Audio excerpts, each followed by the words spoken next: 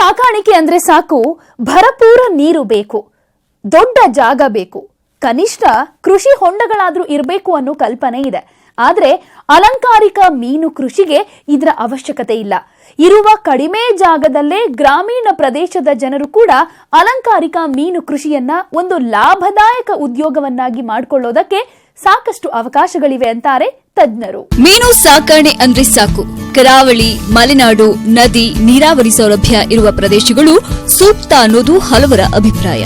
ಆದ್ರೆ ಬಯಲುಸೀಮೆಯ ಜನರು ಕೂಡ ಕಡಿಮೆ ಜಾಗ ಮತ್ತು ಅತ್ಯಲ್ಪ ನೀರಿನಲ್ಲಿ ಮಾಡಬಹುದಾದ ಉದ್ಯಮ ಅಂದ್ರೆ ಅದು ಅಲಂಕಾರಿಕ ಅಥವಾ ಅಕ್ವೇರಿಯಂ ಮೀನು ಕೃಷಿ. ಮನೆಯ ಅಕ್ಕಪಕ್ಕ ತೋಟ, ಹೊಲಗದ್ದೆಗಳಲ್ಲಿ 1-2 ಗುಂಟೆ ಜಾಗ ಇದ್ರೆ ಸಾಕು, ಈ ಕಸುಬನ್ನ ಪ್ರಾರಂಭಿಸಬಹುದು. ಈ ಅಲಂಕಾರಿಕ ಮೀನು ಕೃಷಿ ಉತ್ತರ ಕರ್ನಾಟಕದ ಭಾಗದಲ್ಲಿ ಅತಿ ಕಡಿಮೆ ಅಂತ ಹೇಳಬಹುದು. ಈ ನಿಟ್ಟಿನಲ್ಲಿ ವಿಜಯಪುರದ ಭೂತನಾಳ ಕೆರೆಯ ಬಳಿ ಇರುವ ಮೀನುಗಾರಿಕೆ ಸಂಶೋಧನಾ ಮತ್ತು ಮಾಹಿತಿ ಕೇಂದ್ರ ಆಸಕ್ತರಿಗೆ ಈ ಬಗ್ಗೆ ತರಬೇತಿ ನೀಡಿ ಪ್ರೋತ್ಸಾಹಿಸ್ತಾ ಇದೆ. ನಮ್ಮ ದೇಶದಲ್ಲಿ ಪಶ್ಚಿಮ ಬಂಗಾಳ ಸುಮಾರು 50% ಮುನ್ನಡೆಯನ್ನ ಒಂದು ಸಾಧನೆಯನ್ನು ಮಾಡಿದೆ. ಕೇರಳದಲ್ಲಿ 20% ಈ ಒಂದು ಅಲಂಕಾರಿಕ ಮೀನು ಸಾಕಾಣಿಕೆ ಸಾಧನೆಯನ್ನು ಮಾಡಿದೆ. ಕರ್ನಾಟಕದಲ್ಲಿ 10-15% ನಮ್ಮ ಉದ್ದಿಮೆ ವಹಿವಾಟವನ್ನು ನಡೆಸ್ತಾ ಇದೆ. ಅಲಂಕಾರಿಕ ಮೀನು ಸಾಕಾಣಿಕೆ ಅಥವಾ ಬಣ್ಣದ ಮೀನುಗಳು ಅಥವಾ ಮುದ್ದು ಮೀನುಗಳು ಅಂತ ನಾವು ಕರೀತಾ ಇರ್ತೀವಿ. ಇದು ನಗರ ಪ್ರದೇಶದಲ್ಲಿ ಹೆಚ್ಚು ಪ್ರಚಲಿತದಲ್ಲಿದ್ದು, ಗ್ರಾಮೀಣ ಪ್ರದೇಶದಲ್ಲಿ ಇನ್ನೂ ಸ್ವಲ್ಪ ಬೆಳವಣಿಗೆ ಕಾಣಬೇಕು ಅಂತ ನನ್ನ ಅನಿಸಿಕೆ. ಅಲಂಕಾರಿಕ ಮೀನು ಸಾಕಾಣಿಕೆ ಅಥವಾ ಮುದ್ದು ಮೀನು ಸಾಕಾಣಿಕೆಯನ್ನು ರೈತರಿಗೆ, ಅದರಲ್ಲೂ ಲ್ಯಾಂಡ್ಲೆಸ್ ಫಾರ್ಮರ್ಸ್ ಅಂದರೆ ಭೂರಹಿತ ರೈತರಿಗೆ ನಾವು ಪ್ರಮೋಟ್ ಮಾಡ್ತಾ ಇದ್ವಿ ನಮ್ಮ ಕೇಂದ್ರದಿಂದ. ಇಲ್ಲಿ ಅವರು ಒಂದು ಚಿಕ್ಕ ಜಾಗದಲ್ಲಿ ಒಂದು ಕುಂಟೆ ಜಾಗದಲ್ಲಿ ಅವರು ಈ ಮೀನು ಮರಿಗಳನ್ನು, ಅಲಂಕಾರಿಕ ಮೀನು ಮರಿಗಳನ್ನು ಅವರು ಸಾಕಾಣಿಕೆಯನ್ನು ಮಾಡ್ಬೋದು. ಇದರಲ್ಲಿ ಹೆಚ್ಚಿಗೆ ಇನ್ವೆಸ್ಟ್ ಮಾಡುವಂತಹ ಅಗತ್ಯ ಇಲ್ಲ. ರೈತ ಬಾಂಧವರು ಅದರಲ್ಲೂ ಗ್ರಾಮೀಣ ಪ್ರದೇಶದಲ್ಲೂ ಸಹ ನಾವು ಇದನ್ನು ಒಂದು ಉದ್ಯಮವಾಗಿ ತಗೊಳ್ಬೋದು. ಆದರೆ ಅಲ್ಲಿ ಅವರಿಗೆ ಹೆಚ್ಚು ಮಾರ್ಕೆಟ್ ಫೆಸಿಲಿಟಿ ಇರೋದಿಲ್ಲ. ಆಗ ನಗರ ಪ್ರದೇಶಕ್ಕೆ ಬಂದು ಅವರು ಅದನ್ನು ಮಾರ್ಕೆಟನ್ನು ಮಾಡ್ಕೊಳ್ಬೋದು. ಅಲಂಕಾರಿಕ ಮೀನು ಕೃಷಿಗೆ ಹಾಕುವ ಬಂಡವಾಳ, ಮಾಡುವ ವೆಚ್ಚ ಮತ್ತು ಶ್ರಮ ಕಡಿಮೆಯಾಗಿದ್ದು, ಲಭ್ಯವಿರುವ ಸಮಯದಲ್ಲಿ ಮಹಿಳೆಯರು ಮತ್ತು ಯುವಕರು ಇದನ್ನು ಸುಲಭವಾಗಿ ಕೈಗೊಳ್ಳಬಹುದು. ಅಲಂಕಾರಿಕ ಮೀನುಗಳಲ್ಲಿ 2 ಬಗೆ. ಒಂದು ಮೊಟ್ಟೆ ಇಡುವಂತದ್ದು, ಇನ್ನೊಂದು ಮರಿ ಹಾಕುವ ಮೀನುಗಳು. ಇವುಗಳಲ್ಲಿ ವಿವಿಧ ಬಣ್ಣ, ಆಕಾರ ಮತ್ತು ಅಳತೆಯ ಮೀನುಗಳನ್ನು ನೋಡಬಹುದು. ರೈತರು ಆಯಾ ಮಾರುಕಟ್ಟೆಯಲ್ಲಿ ಹೆಚ್ಚು ಬೇಡಿಕೆ ಇರುವಂತಹ ತಳಿಗಳನ್ನ ಆಯ್ಕೆ ಮಾಡಿಕೊಳ್ಳುವುದು ಉತ್ತಮ. ಇನ್ನು ಮೀನು ಮರಿಗಳಿಗೆ ಕೊಡುವಂತ ಆಹಾರ ಮತ್ತು ನೀರಿನ ಗುಣಧರ್ಮ ಕೂಡ ಅಷ್ಟೇ ಮುಖ್ಯ. ಸಾಮಾನ್ಯವಾಗಿ ಒಂದು ಸಂತಾನೋತ್ಪತ್ತಿ ಘಟಕದಲ್ಲಿ ಪ್ರೌಢಾವಸ್ಥೆಯ 20 ಹೆಣ್ಣು ಮತ್ತು 5 ಗಂಡು ಮೀನುಗಳನ್ನ ಬಿಡಲಾಗುತ್ತೆ. ಪ್ರತಿ ಹೆಣ್ಣು ಮೀನು ವರ್ಷಕ್ಕೆ 6-8 ಬಾರಿ ಮತ್ತು ಒಂದು ಸಲಕ್ಕೆ 30-50 ಮರಿಗಳನ್ನ ಹಾಕುತ್ತೆ. ಮೀನು ಮರಿಗಳು 1.5-2 ತಿಂಗಳಿಗೆ ಮಾರಾಟಕ್ಕೆ ಸಿದ್ಧವಾಗುವುದರಿಂದ ಕಡಿಮೆ ಅವಧಿಯಲ್ಲಿ ನಿರಂತರವಾಗಿ ಆದಾಯ ಗಳಿಸಬಹುದು. ಅಲಂಕಾರಿಕ ಮೀನು ಸಾಕಾಣಿಕೆಯಲ್ಲಿ ಸುಮಾರು 2 ವಿಧಗಳಿದೆ. ಒಂದು ಮೊಟ್ಟೆ ಇಡುವಂತಹ ಮೊಟ್ಟೆ ಇಟ್ಟು ಮೀನು ಮರಿಗಳನ್ನು ಮಾಡುವಂಥದ್ದು ಒಂದು. ಇನ್ನೊಂದು ನೈಸರ್ಗಿಕವಾಗಿ ಮೊಟ್ಟೆ ಇಲ್ಲದೇನೆ ಮರಿಗಳನ್ನು ಕೊಡುವಂತಹದ್ದು. 2 ವಿಧಗಳಲ್ಲಿ ಇರುತ್ತೆ. ಅಲಂಕಾರಿಕ ಮೀನು ಸಾಕಾಣಿಕೆಯಲ್ಲೂ ಸಹ ವಿವಿಧ ಜಾತಿಯ ಮೀನುಗಳು ಇದೆ. ಅದರಲ್ಲಿ ಟೆಟ್ರಾ, ವೈಟ್ ಮೌಲಿ, ಬ್ಲ್ಯಾಕ್ ಮೌಲಿ ಮತ್ತು ಗೌರಮಿಲೆ 4 ವಿಧಗಳಿದೆ. ಅದು ರೆಡ್ ಐ ಟೆಟ್ರಾಗಳು, ಗೋಲ್ಡ್ ಫಿಶ್ಶು, ಈ ಥರ ಇನ್ನೂ ಹೆಚ್ಚು ಅಲಂಕಾರಿಕ ಮೀನುಗಳನ್ನು ನಾವು ಉತ್ಪಾದನೆಯನ್ನು ಮಾಡ್ಬೋದು. ಇದು 1-1.5 ತಿಂಗಳಿಗೆ ಪ್ರೌಢಾವಸ್ಥೆಗೆ ಬರೋದರಿಂದ ಹೆಚ್ಚು ಬೇಗ ಉತ್ಪಾದನೆಯನ್ನು ಮಾಡ್ಬೋದು. ಮತ್ತು ಈ ಅಲಂಕಾರಿಕ ಮೀನು ಸಾಕಾಣಿಕೆ ಮಾಡಬೇಕಾದ್ರೆ ನೀರಿನ ಗುಣಧರ್ಮಗಳು ಭಾಳ ಮುಖ್ಯವಾಗಿರುತ್ತೆ. ಇದರಲ್ಲಿ ರಸಸಾರ ಒಂದು 6.5ರಿಂದ 8.5ವರೆಗೂ ಇರಬೇಕಾಗತ್ತೆ. ಮತ್ತು ಸಗಣಿಯನ್ನು ಹಾಕಬೇಕಾಗತ್ತೆ. ಯಾಕೆ ಸಗಣಿಯನ್ನು ಹಾಕಬೇಕು ಅಂದರೆ ಒಂದು ಜೂ ಪ್ಲಾಂಕ್ಟನು ಮತ್ತು ಫೈಟೋ ಪ್ಲಾಂಕ್ಟನ್ಗಳನ್ನು ಅದು ಉತ್ಪಾದನೆ ಮಾಡಲಿಕ್ಕೆ ಸಹಕಾರಿಯಾಗುತ್ತೆ. ಮತ್ತು ನೀರಿನ ಗುಣಮಟ್ಟವು ಕಾಯ್ದುಕೊಳ್ಳಲು ಒಂದು ಮುಖ್ಯವಾದ ಅಂಶಗಳು. ಮತ್ತು ಕರಗಿದ ಆಮ್ಲಜನಕ 5.5ರಿಂದ 9ವರೆಗೂ mg/ಲೀಟರ್ಗೆ ಇದ್ದರೆ ಒಳ್ಳೆಯದಾಗುತ್ತೆ. ಮತ್ತು ಇದರಲ್ಲಿ ಜೂ ಪ್ಲಾಂಕ್ಟನ್ ಮತ್ತು ಫೈಟೋ ಪ್ಲಾಂಕ್ಟನ್ಗೆ ಹೊರತುಪಡಿಸಿ ಬೇರೆ ಅಂದರೆ ನಮಗೆ ಆರ್ಟಿಫಿಷಿಯಲ್ ಫೀಡ್ಗಳನ್ನು ಸಹ ನಾವು ಹಾಕೊಳ್ಬೋದು. ಇದಕ್ಕೆ ಸಂಬಂಧಪಟ್ಟಂಗೆ ಮಾರುಕಟ್ಟೆನೂ ಸಹ ನಗರ ಪ್ರದೇಶದಲ್ಲಿ ಅತಿ ಹೆಚ್ಚು ಇರೋದ್ರಿಂದ ಈ ಮಾರುಕಟ್ಟೆನೂ ಸಹ ಸಮಸ್ಯೆ ಆಗೋದಿಲ್ಲ.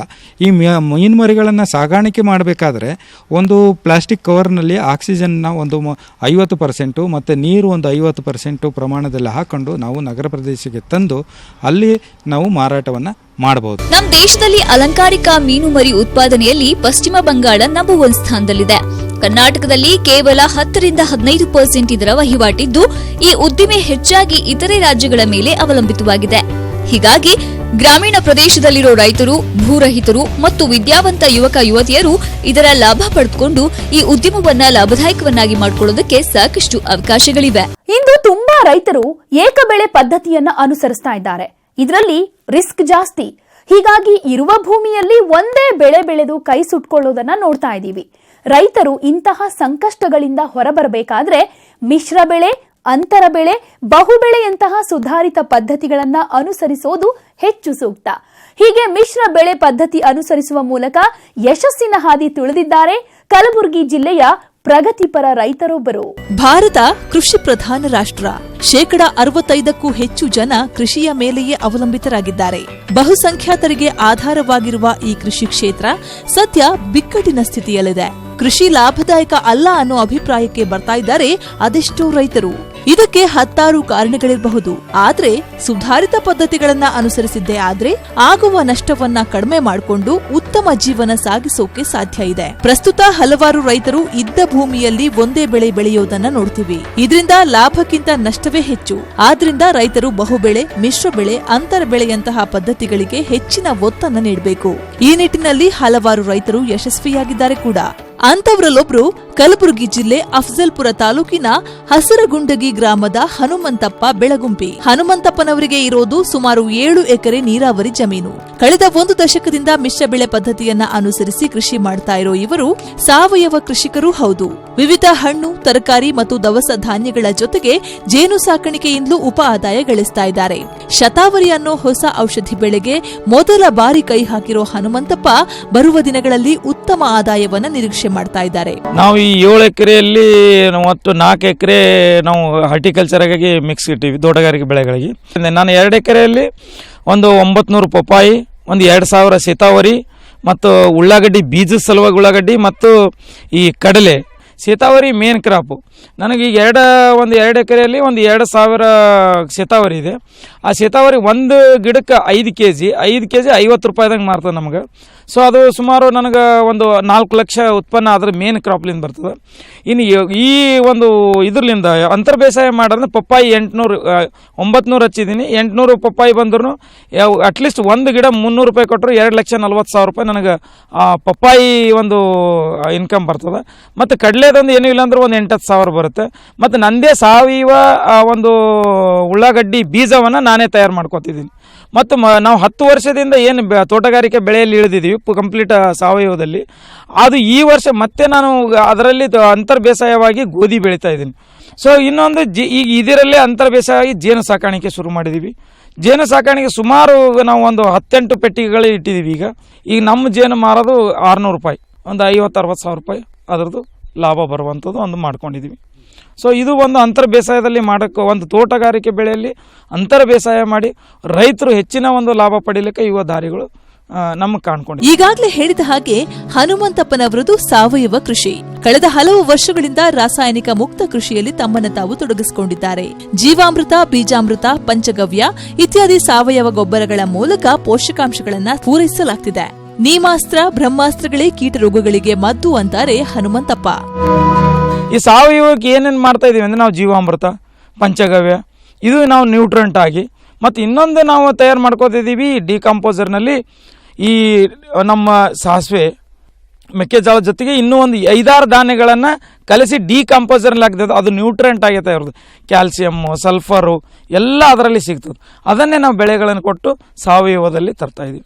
ಈ ಸಾವಯವ ತಂದಂಥ ಏನು ಉಳ್ಳಾಗಡ್ಡಿ ಅದು ನಮ್ದು, ಇದೀಗ ಉಳ್ಳಾಗಡ್ಡಿ ಬೆಳಿತೀವಿ ನಾವು 1 ವರ್ಷ ಯಾವುದೇ ರೀತಿಯಲ್ಲಿ ಕೆಡೋದಿಲ್ಲ ಅದು. ಮತ್ತು ನಮ್ಮ ಪಪ್ಪಾಯಿ ಏನು ಬೆಳಿತೀವಿ, ಈ ಪಪ್ಪಾಯಿಯನ್ನು ಯಾವುದೇ ರೀತಿಯಲ್ಲಿ ಜಲ್ದಿ ಸ್ಪಾಯ್ಲ್ ಆಗಲ್ಲ, ಕೆಡಲ್ಲ, ಮತ್ತು ರುಚಿಯಾಗಿಯೂ ಬರ್ತದೆ. ಸೊ ಇದು ಒಂದು ನಮ್ಮ ಸಾವಯವದಲ್ಲಿ ಮಾಡ್ಕೊತಂಥದ್ದು ನಮ್ಮದು ರೀತಿ. ಸೊ ಒಂದು ಕಬ್ಬಿಂದು ಈ ಕಬ್ಬಿಂದು ನಾವು ಸಾವಯವ ಕಬ್ಬನ್ನು ಮಾಡಿದ್ದೀವಿ, ಮತ್ತಪ್ಪ ತಿನ್ನೋ ಕಬ್ಬನ್ನು ಮಾಡಿದ್ದೀವಿ 62 ಅಂತ ಹೇಳ್ಬೋದು 65. ಈ 65 ಕಬ್ಬು ನಾವು ಎಲ್ಲರಿಗೂ ತಿನ್ನಕ್ಕೆ ಮಾಡಿದ್ದೀವಿ. ಮತ್ತು ಈ 86-032 ಅಂತೇಳಿ ಬೆಲ್ಲ ಮಾಡ್ಲಿಕ್ಕೆ ಈಗ ನಾವು ಈಗ ತಯಾರಿದೆ ಕಬ್ಬು, ಆ ಕಬ್ಬನ್ನು ಈಗ ಬೆಲ್ಲ ಮಾಡುವಂಥ ಪ್ರೊಸೆಸ್ಸಲ್ಲಿ ಇಳಿದಿದ್ದೀವಿ. ಅಂದರೆ ಯಾವುದೇ ಔಷಧ ಉಪಯೋಗ ಮಾಡಲಾರ್ದೆ ಬೆಂಡಿ ಒಂದು ರಸದ ಮೇಲೆ ಅದು ಬೆಲ್ಲವನ್ನ ತಯಾರು ಮಾಡ್ತಾರೆ. ಇನ್ನು ಹನುಮಂತಪ್ಪ ಅವರ ಕೃಷಿ ಪ್ರಯೋಗಗಳಿಗೆ ಪತ್ನಿ ಜಗದೇವಿ ಸಾಥ್ ನೀಡ್ತಾ ಇದ್ದಾರೆ. ತೋಟದಲ್ಲಿ ಬೆಳೆಯಲಾಗುವ ಸಾವಯವ ಉತ್ಪನ್ನಗಳನ್ನ ಇವರೇ ನೇರವಾಗಿ ಗ್ರಾಹಕರಿಗೆ ಮಾರಾಟ ಮಾಡೋ ಕೆಲಸವನ್ನ ಮಾಡ್ತಾ ಇದ್ದಾರೆ. ಸಾವಯವದಲ್ಲಿ ಬೆಳೆದ ಹಣ್ಣು ಮತ್ತು ತರಕಾರಿಗಳು ಬೇಗನೆ ಕೆಡೋದಿಲ್ಲ ಮತ್ತು ರುಚಿ ಕೂಡ ಹೆಚ್ಚು. ಹೀಗಾಗಿ ಬೇಡಿಕೆ ಕೂಡ ಉತ್ತಮವಾಗಿದೆ ಅಂತಾರೆ ಜಗದೇವಿ. ಅದ್ರಾಗ ಮಾರ್ಕೆಟಿಂಗ್ ನಾವೇ ಮಾಡ್ತೀವಿ ಸರ್, ಯಾರು ಇದು ಇರೋದಿಲ್ಲ. ನಾವೇ ಬೆಳೆದು ನಾವೇ ಇದು ಮಾಡ್ತೀವಿ. ಮಾರ್ಕೆಟ್ಗೆ ಹಾಕಿದ್ರೆ ಲೋನ್ ಇದು ಹೆಚ್ಚು ನಮ್ಗೆ ಇದು ರೊಕ್ಕ ಬರಂಗಿಲ್ಲ, ಹಣ ಬರಂಗಿಲ್ಲ. ಅದಕ್ಕಾಗಿ ನಾವೇ ಒಂದು ಶಾಪ್ ಓಪನಿಂಗ್ ಮಾಡೀವಿ, ಅಲ್ಲೇ ಶಾಪ್ನಿಂಗ್ ಮಾರ್ಕೊಡ್ತೀವಿ. ಚಲೋ ಅದ ಸರ್ ರೆಸ್ಪಾನ್ಸ್, ಏನು ಎಲ್ಲ ಇದ್ರ ನಿಂತು ಚಲೋ ಅದ. ಹಣ್ಣುಗಳು ನಮ್ಮ 15 ದಿವಸ ಇಟ್ಟರು ನಮ್ಮ ಹಣ್ಣುಗಳು ಕೆಡಂಗಿಲ್ಲ ಸರ್, ಅದಕ್ಕಾಗಿ ನಾವು ಎಲ್ಲ ಇದು ಮಾರ್ತೀವಿ. ಹನುಮಂತಪ್ಪ ಬೆಳಗುಂಪಿ ಅವರ ತೋಟದಲ್ಲಿ ತೆಂಗು, ಪಪ್ಪಾಯ, ನಿಂಬೆ, ಸಪೋಟ, ಸೀತಾಫಲ, ಪೇರಲ ಹೀಗೆ ವಿವಿಧ ಬೆಳೆಗಳನ್ನು ನೋಡಬಹುದು. ಜೊತೆಗೆ ಈ ಬಾರಿ ಅಂತರ ಬೆಳೆಯಾಗಿ ಕಡಲೆ, ಗೋಧಿ, ಈರುಳ್ಳಿಯನ್ನ ಕೂಡ ಬೆಳೆಯಲಾಗಿದೆ. ಔಷಧಿ ಬೆಳೆಯಾದ ಶತಾವರಿಯಲ್ಲೂ ಕೂಡ ಅದೃಷ್ಟ ಪರೀಕ್ಷೆ ನಡೆಸಿದ್ದಾರೆ.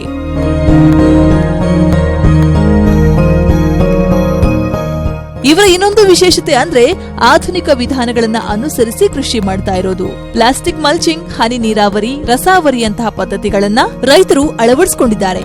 ಇದಕ್ಕೆಲ್ಲ ತೋಟಗಾರಿಕೆ ಇಲಾಖೆಯಿಂದ ಧನ ಸಹಾಯವನ್ನ ಕೂಡ ಪಡೆದಿದ್ದಾರೆ. ಒಟ್ಟಾರೆ ಇದೊಂದು ಮಾದರಿ ತೋಟ ಅಂತಾರೆ ತೋಟಗಾರಿಕೆ ಅಧಿಕಾರಿಗಳು.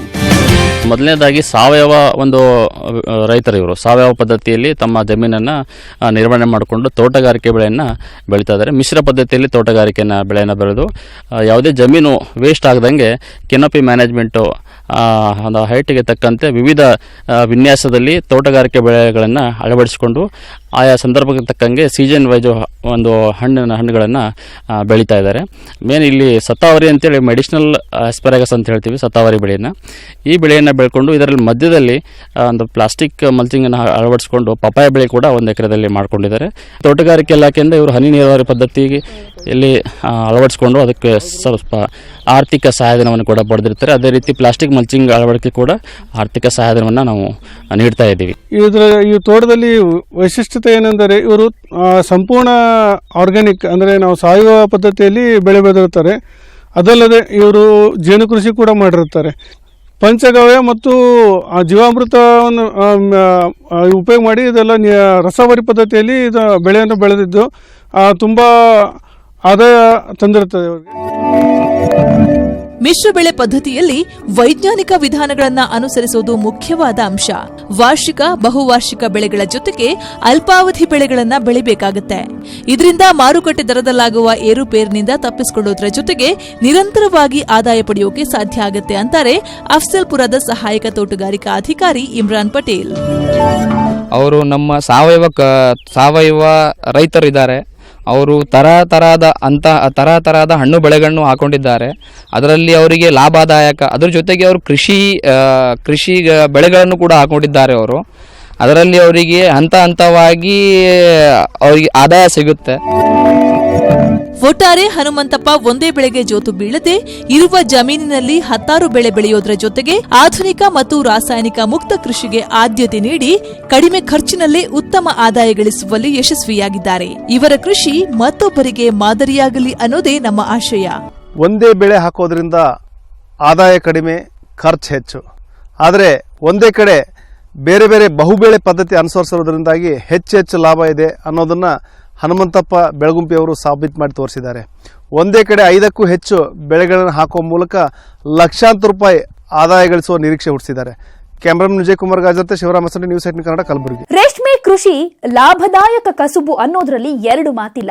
ಆದ್ರೆ ಅದೆಷ್ಟೋ ರೇಷ್ಮೆ ಬೆಳೆಗಾರರು ಉತ್ತಮ ಗೂಡುಗಳನ್ನ ಉತ್ಪಾದನೆ ಮಾಡದೆ ನಷ್ಟ ಅನುಭವಿಸೋದನ್ನ ಕಾಣ್ತಾ ಇದ್ದೀವಿ. ಮಾರುಕಟ್ಟೆಯಲ್ಲಿ ಗೂಡುಗಳ ಗುಣಮಟ್ಟದ ಆಧಾರದ ಮೇಲೆ ಬೆಲೆ ನಿರ್ಧಾರವಾಗೋದ್ರಿಂದ ಕಳಪೆ ಗೂಡುಗಳಿಗೆ ಸೂಕ್ತ ಬೆಲೆ ಸಿಗೋದಿಲ್ಲ. ಹೀಗಾಗಿ ಗುಣಮಟ್ಟದ ಗೂಡುಗಳನ್ನ ಪಡಿಬೇಕು ಅಂದ್ರೆ ರೈತರು ಕೆಲವು ಕ್ರಮಗಳನ್ನ ತಪ್ಪದೇ ಪಾಲಿಸಬೇಕು.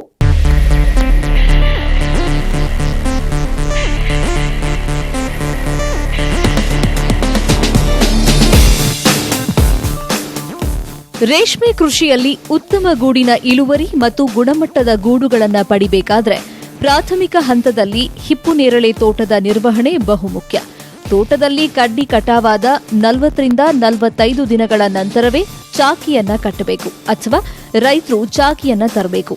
ಅಷ್ಟೇ ಅಲ್ಲ, ಸಿಗೋ ಸೊಪ್ಪಿನ ಪ್ರಮಾಣಕ್ಕೆ ಅನುಗುಣವಾಗಿ ಮೊಟ್ಟೆಗಳನ್ನು ತರಬೇಕು. ರೋಗರಹಿತ ಒಂದು ಮೊಟ್ಟೆ ಸಾಕಲು ಸುಮಾರು 12ರಿಂದ 15 ಕೆಜಿ ಸೊಪ್ಪು ಬೇಕಾಗುತ್ತೆ. ಈ ಲೆಕ್ಕದ ಆಧಾರದ ಮೇಲೆ ಸೊಪ್ಪು ಕೊಟ್ರೆ ಹುಳುಗಳಿಗೆ ಸೊಪ್ಪಿನ ಕೊರತೆಯಾಗೋದಿಲ್ಲ.